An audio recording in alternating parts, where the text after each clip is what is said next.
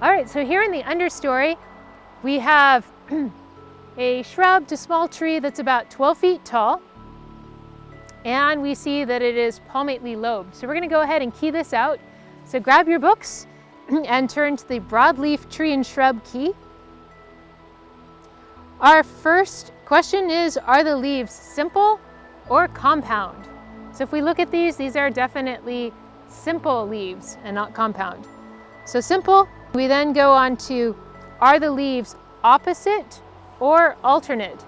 So if we look closely at these leaves, we see that they're growing opposite one another. So the leaves are indeed opposite. So that takes us to number 4. And the question is, are the leaves palmately lobed and veined, kind of like the palm of your hand? Or are the leaves not palmately lobed and the veins pinnate, arcuate, or netted?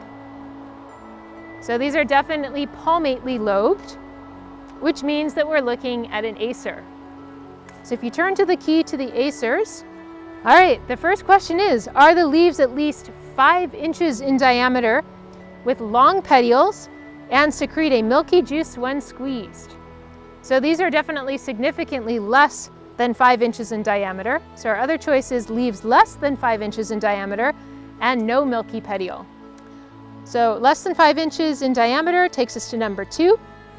Lobes 5 to 9, mostly 7 and fan-like, or lobes 3, occasionally 2, smaller basal lobes, sometimes divided into compound leaves.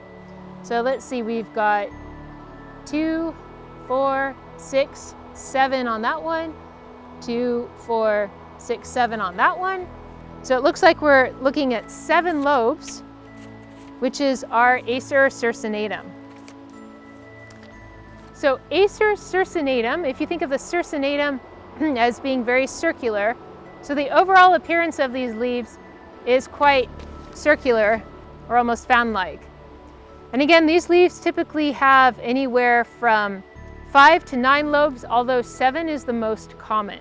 The petiole is typically a little bit shorter than the leaf.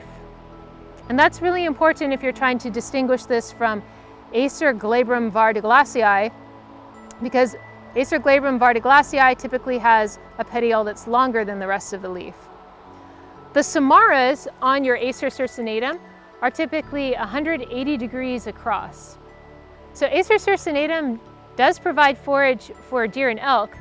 However, from a forestry perspective, it's often seen as having very limited commercial value and can indeed actually be a competitor for many target species such as your young Douglas fir seedlings. It's still planted pretty commonly as an ornamental in parks and places.